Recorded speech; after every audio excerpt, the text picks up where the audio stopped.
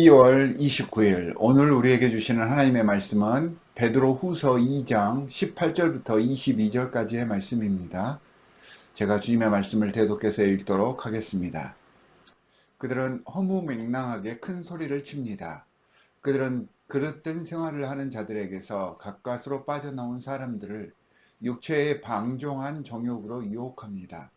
그들은 사람들에게 자유를 약속하지만 자기들은 타락한 종이 되어 있습니다. 누구든지 진 사람은 이긴 사람의 종 노릇을 하게 되는 것입니다. 사람들이 주님이시며 구주이신 예수 그리스도를 알므로 세상의 더러운 것들에서 벗어났다가 다시 거기에 말려들어서 정복을 당하면 그런 사람들의 형편은 마지막에 더 나빠질 것입니다. 그들의 의의 길을 알고서도 자기들이 받은 거룩한 계명을 저버린다면 차라리 그 길을 알지 못했던 편이 더 좋을 것 같습니다. 다음과 같은 속담이 그들에게 사실로 들어맞습니다. 개는 자기가 토한 것을 도로먹는다. 그리고 돼지는 몸을 씻고 나서 다시 진창에 뒹군다. 본문 말씀은 신적 성품에 실패한 거짓 교사들의 행태에 대해서 설명을 해주고 있습니다. 이 거짓 교사들은 머리로만 주님을 압니다. 그 말은 하나님에 대한 온전한 관계와 그 지식을 제대로 갖추지 못했다라고 하는 말이 됩니다. 지식이 갖추어지지 않았는데 그 속에 절제가 있을 수가 없습니다. 절제가 없는 사람이 인내할 수가 없는 것입니다.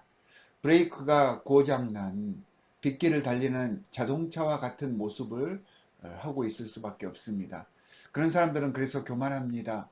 교만한 사람들은 우회할 수 없습니다. 이런 이들의 결말은 정해져 있습니다. 자신뿐만 아니라 주위의 모든 이들을 실족하게 하는 것입니다. 베드로 사도는 이러한 문제를 지적하고 있습니다. 그렇다면 지금 여기서 말하고 있는 거짓 교사들은 누구를 말하는 것일까요? 물론 교회의 지도자들, 영적, 행정적인 리더들을 일컫는 말입니다. 그게 일차적인 의미입니다. 하지만 확대해서 생각을 해보면 결국 하나님의 성도들이 이 교회의 사역자들이어야 하므로 하나님의 백성들 모두를 이야기한다라고 우리가 이해해 볼 수가 있습니다.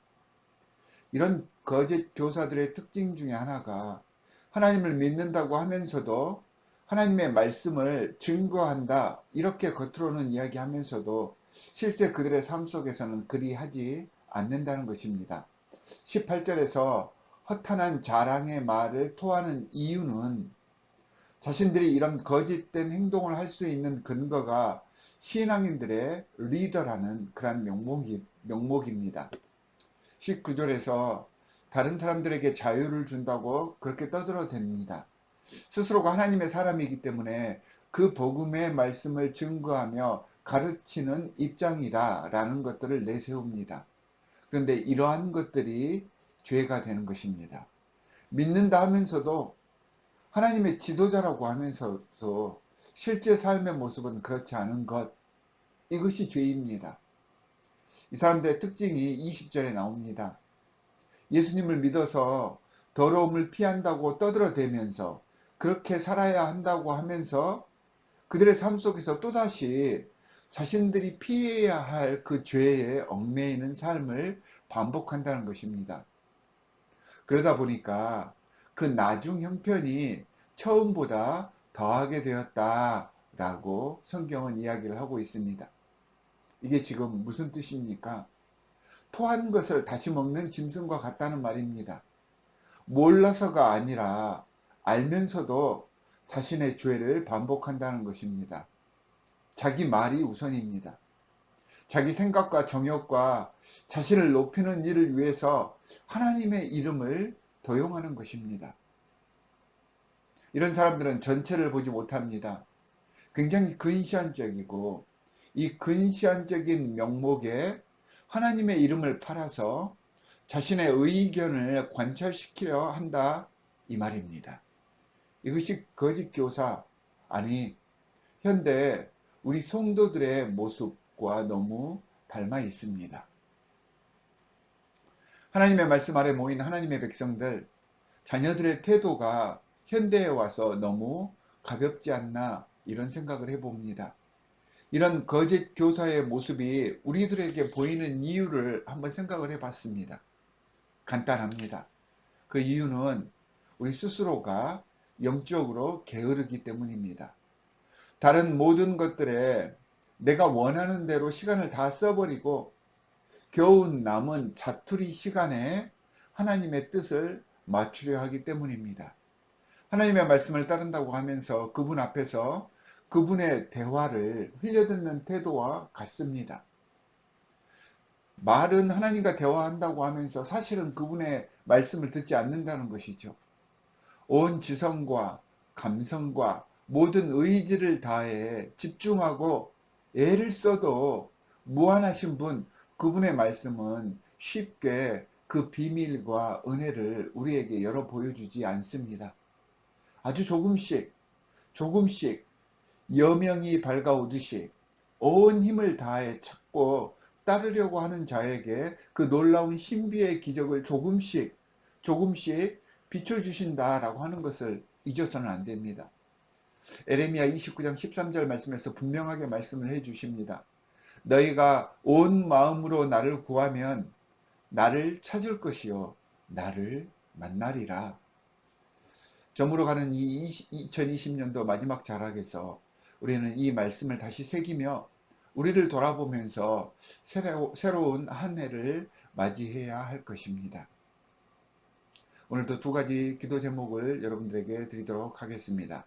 첫 번째는 우리 안에 박혀 있는 오늘 말씀처럼 이 거짓 교사의 모습들을 자각하여서 회개하며 변모할 수 있는 이 연말이 되기를 바랍니다. 두 번째 기도의 제목은 이제 새해를 준비하면서 새로운 신앙의 결단을 계획할 수 있도록 해주십시오 라고 주님께 기도하시기 바랍니다. 우리 함께 기도하도록 하겠습니다. 하나님 아버지 정말로 감사합니다. 2020년도 한 해도 주님께서 저희를 주님의 사랑으로 보호해 주셨습니다. 하지만 우리의 모습을 되돌아보니 아직까지도 거짓 교사의 모습들이 남아 있습니다. 우리 안에 남아있는 이 잘못된 영성들을 다 떨어내 버릴 수 있도록 주님 도와주십시오. 우리의 힘으로는 되어지지 않습니다. 주님께서 우리와 함께 하시사 성령으로 우리를 뜨겁게 하시사 우리를 힘들게 했던 이 죄악된 거짓 교사의 모습들이 다 녹아내리게 하여 주시옵소서. 하나씩 되돌아보면서 성찰하여서 이 모든 것들을 떨어낼 수 있는 이 연말이 되게 하여 주시옵소서. 하나님, 다가오는 2021년도 새해에는 새로운 마음으로 새로운 영성으로 주님의 말씀을 받아들이고 주님의 말씀이 우리의 삶 속에서 드러나도록 애쓰도록 하겠습니다. 이를 위하여서 이 시간 결단하겠습니다. 우리와 함께하여 주시옵시고 우리의 연약한 모습들을 주님께서 지켜보아여 주시사 정말로 하나님께서 원하시는 아름다운 성도의 모습을 갖춰가는 새해가 되게 하여 주시옵소서. 우리의 가정, 우리 교회가 이 마음으로 이 새 결단의 모습으로 다가오는 새해를 맞이하게 하여 주시옵소서.